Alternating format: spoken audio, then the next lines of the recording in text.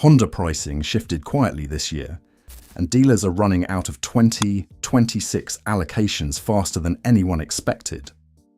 7 specific models are driving that demand, and each one has a reason riders will kick themselves for passing on. From an entry-level Scrambler that punches way above its class, to a flagship tourer, aging better than bikes half its price, one machine on this list even caught Honda off guard. Honda Transalp XL750. 10 grand. That's it. The 2026 Transalp XL750 rolls off the showroom floor at $9,999, and for a twin-cylinder 755cc adventure bike from Honda, that price should almost be illegal. Look at what else you can buy in that segment. A Yamaha Tenere 700 at $10,799, a Triumph Tiger 900 starting around $14,000, and the Transalp just undercuts everyone while still feeling like a grown-up machine. That parallel twin makes about 91 horsepower, which on paper sounds modest for a bike this size. Completely misleading number. The torque comes in low, pulls clean through the mid-range, and has that unbotherable feel Honda twins are known for. Real-world translation? You can load it with camping gear, ride 500 miles in a day, and get off feeling like you could do another 100. Fuel economy is genuinely ridiculous. Mid-50s to low 60s miles per gallon if you're not abusing it. That's a 250-mile tank on most rides. Here's what the forums are saying. Transalp owners coming off BMW F850S and KTM 890S keep posting the same thing. They didn't expect to like it this much. It's not as sharp off-road as the KTM, not as plush on pavement as the BMW, but it's more dependable than both, and costs thousands less to own over 5 years. Flaws, because there are some. The stock suspension is adequate, not great. Push this thing hard on rough fire roads and you'll notice it getting overwhelmed. Wind protection from the factory screen is mediocre at best. And the seat. Why does Honda keep doing this? The seat is fine for an hour, punishing after 3. My honest take, if you want a do-everything motorcycle that won't financially ruin you, this is the smartest 10 grand in motorcycling right now. And if you're waiting to see if the price drops further, it won't. Honda already confirmed no 2026 incentives on this model. The deal you see today is the deal you get. But the machine coming up next costs 3 grand less and is somehow even more interesting. Honda SCL500 Scrambler. A guy I know walked into a Honda dealer last spring looking at a Rebel 500. Came out with an SCL500 instead. He said the moment he threw a leg over it and saw that high mount exhaust and those Scrambler-style tyres, something just clicked. 12 months later, he's put 8,000 miles on it and won't shut up about it. The SCL500 is $6,799. That's your entry price for a bike that looks like it costs twice as much. Honda basically took the proven 471cc parallel twin platform from the Rebel and CB500X, dropped it into a retro Scrambler chassis, and stopped there. No frills, no electronics packages, just a genuinely cool-looking mid-weight motorcycle. 47 horsepower isn't going to impress your supersport buddies. For commuting, backroad cruising, and the occasional gravel detour, though this is the kind of bike that just makes sense. It weighs 419 pounds wet. For reference, that's about 80 pounds less than a Triumph Scrambler 900. You can throw it around like a bicycle compared to the heavier retro options. Real owners online say the same thing over and over. This bike punches above its weight for newer riders who want something that doesn't look like a beginner bike. For experienced riders, it's a perfect second bike. Low insurance, cheap to maintain, and it doesn't depreciate because Honda barely makes enough of them. Downsides? Suspension is basic. You feel every pothole above 45 miles per hour. Brakes are adequate, not confidence-inspiring, If you're coming off a bike with modern radial calipers, range is limited. The 3.2-gallon tank means you're looking at gas stations every 140 miles or so. Here's the thing though, for under $7,000, you're getting Honda reliability, genuine Scrambler style, and a bike that will hold its value better than almost anything in the class. I'd rather own this than a Kawasaki Z400 or a Yamaha MT-03, and it's not even close. If you've ever test-ridden this one, drop a comment. I genuinely want to hear your take. Honda CB650R. Here's a problem nobody talks about. The traditional 600 cubic centimeters Supersport is nearly extinct. Yamaha killed the R6 for street use. Suzuki hasn't meaningfully updated the GSXR 600 in over a decade. Kawasaki's ZX6R soldiers on. And into that vacuum, Honda brought the CBR600RR back to the American market and priced it at $12,199. If you love middleweight supersports, this is the bike you regret not buying. Full stop. The inline 4 puts out roughly 120 horsepower at a screaming 14,000 RPM. If you've never ridden a true 600 Supersport, let me translate what that actually means on the road. Below 7,000 revolutions per minute, it feels almost boring. Above 10,000 revolutions per minute, it becomes a completely different motorcycle. A precision instrument that rewards you for being smooth and punishes you for being lazy. It's a bike that teaches you how to ride properly, and once you learn, nothing else feels quite as connected. The updated model adds a full IMU package, cornering ABS, riding modes, and proper traction control. That brings it into the modern era, but, and this is the important part, it still has that classic 600 Supersport soul. Nothing about this bike feels diluted for comfort. A buddy of mine traded his ZX6R for the CBR600RR last year. 3 months later, he told me the Kawasaki felt numb by comparison. The Honda has that razor-sharp chassis feedback Hondas in this class have always been known for. The flaws are real though. Ergonomics are brutal. You will hate this bike in traffic. Your wrists, your lower back, your neck, everything complains after 45 minutes of city riding. The seat is essentially a plank. And if you're tall, the clip-ons put you in a contortionist position that doesn't love anyone over 6 feet. My opinion? This is the last true 600 Supersport you can buy new. When Honda eventually phases this out, and they will, used prices are going to spike the way R6 prices did. Riders who understand what this represents are buying now. Hit that like button if you've ever owned a 600 Supersport and still miss it. I see you. Honda Rebel 1100 DCT. Compare this to a Harley Sportster S for a second. The Harley costs $16,499. The Honda Rebel 1100 DCT costs $11,449. For $5,000 less, you get a bike that's lighter, more reliable, more efficient, and objectively faster in most real-world scenarios. Now ask yourself why Harley's resale market is softening and the Rebel 1100 waiting list is running 2 months long at some dealers.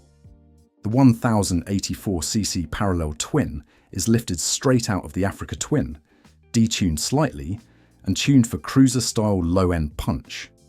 About 86 horsepower, strong torque from 2,500 RPM, and a sound that's genuinely satisfying without being obnoxious. On the road, that translates to a cruiser that doesn't feel strained when you ask it to do anything. Highway passing, two-up riding, even some spirited canyon carving. And then there's the DCT. Honda's automatic dual-clutch transmission is polarizing. Traditional riders hate the idea. Ask anyone who's actually spent a weekend on a DCT-equipped bike though, and you'll hear the same thing. It spoils you.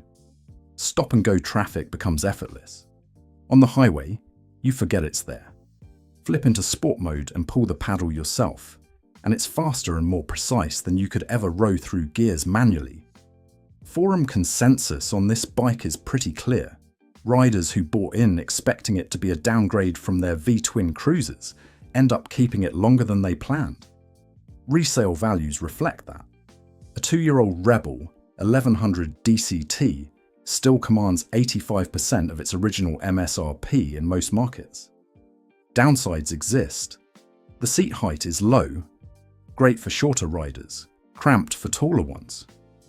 Suspension is basic, so loading it up with a passenger and luggage reveals its limits.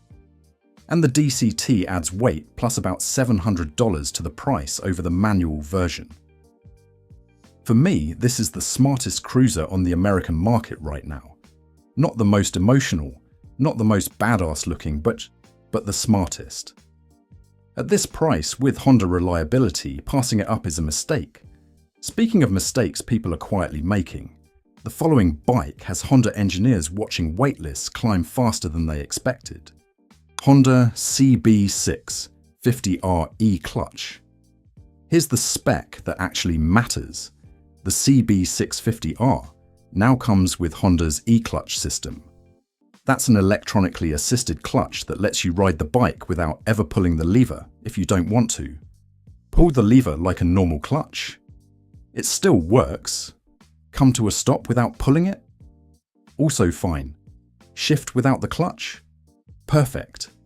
For a long time, this technology only existed on scooters and DCT bikes. Now it's on a traditional feeling 650cc inline-4 naked, and it costs $9,899, just $500 more than the standard manual. That inline-4 makes 94 horsepower. In the 650cc naked segment, that's competitive but not class-leading. What sets it apart is the character. Inline-4s in this displacement are rare now. Most competitors, the MT-07, the Trident 660, the SV650, are twins. The CB650R's 4-cylinder sound and smooth power delivery feel special in a way parallel twins just don't. Real-world translation? You can ride the CB650R like a regular motorcycle, or use the E-Clutch as a commuter tool. Stop at a light without pulling the lever. Pull away from a stop without stalling. New riders save massive amounts of stress. Experienced riders get a bike that refuses to stall under any condition. It's the kind of innovation that actually improves real riding instead of just adding menu screens. Honda owners online are split on this. Purists hate that it exists. Commuters and newer riders are buying them as fast as dealers can stock them. The waiting list at several dealers stretch past summer 2025. The flaws? The CB650R is a bit heavy at 445 pounds wet compared to the MT-07's 407 pounds. Ergonomics leans sportier than some naked bikes, so it's less comfortable on long rides. And the suspension is non-adjustable up front, which limits setup options for heavier riders. My take? This is going to be the most copied feature in motorcycling within 5 years. Every brand will have their version. Honda got there first, on a genuinely good bike. Buying one now is buying the start of something. Honda Africa Twin Adventure Sports ESDCT against a BMW R1300 GS Adventure. The Africa Twin Adventure Sports ESDCT looks like a rebellion in spec sheet form. The BMW starts at $24,295. The Honda is $18,099. That's $6,000 in your pocket, and you're not actually giving up much. The 1084cc parallel twin makes about 101 horsepower and 82 pound-feet of torque. Numbers that sound modest next to the BMW's 145 horsepower Boxer. Here's what nobody tells you though. On actual adventure riding, real trails and fire roads and long fuel stop to fuel stop highway stints, the Africa Twin's lighter chassis and more predictable power delivery make it easier to ride fast. The BMW is a rocket on pavement. The Honda is a better motorcycle off-road and in mixed conditions. The Adventure Sports ES package adds Showa electronic suspension a 6.5-gallon fuel tank, a real 300-mile range, heated grips, tubeless wire wheels, and cornering ABS with off-road modes. The DCT option, another $800, means you can leave the clutch to the bike and focus on picking a line through gnarly terrain. For genuinely technical riding, DCT is a revelation. You hear this repeated on every ADV forum. The Africa Twin is the only bike in its class you can genuinely take around the world and trust. There's a reason every overlanding YouTuber eventually ends up on one. BMW reliability has question marks. KTM reliability is a running joke. The Africa Twin just started. Downsides: it's tall. Seat height in the highest position is 34.5 inches. Shorter riders struggle even with the low seat option. Weight is substantial, 550 pounds with a full tank. Drop it on a slope and you're going to need help, or a very particular technique to pick it up. And while the electronics are modern, the TFT menu system still lags behind European competitors. My honest opinion? If I were blowing $18,000 on an ADV bike today, this is where my money goes. Not because it's the flashiest, but because it's the one I'd still own in 2035. That matters. Before we get to the final bike, the one that genuinely made me write this whole list, quick note: if this breakdown is useful, hit subscribe. More honest motorcycle content every week. Honda Goldwing Tour DCT. A friend of mine rode a Goldwing Tour from Seattle to Key West last summer, 6,000 miles. He told me the only thing uncomfortable on that trip was the rest stops. The bike itself? He described it as ruining him for every other motorcycle. The 2026 Honda Goldwing Tour DCT starts at $29,300. That's a genuinely serious amount of money. Let's talk about what you actually get for it. The 1,833cc flat 6 engine makes around 125 horsepower and 125 pound-feet of torque, and it's one of the smoothest engines ever put in a motorcycle. Smoother than a BMW K1600's inline 6, and that's saying something. The real-world experience is rolling on the throttle at 75 miles per hour and feeling the bike just glide. No vibration, no struggle, no drama. The 7-speed DCT is the best automatic transmission in motorcycling. Period. Refined over multiple generations, it now shifts so intuitively you forget it's doing the work. Adaptive suspension, cornering lights, Apple CarPlay, Android Auto, heated and cooled seats, full-stack rider and passenger comfort. This is the most advanced motorcycle Honda makes. Here's what long-term owners say.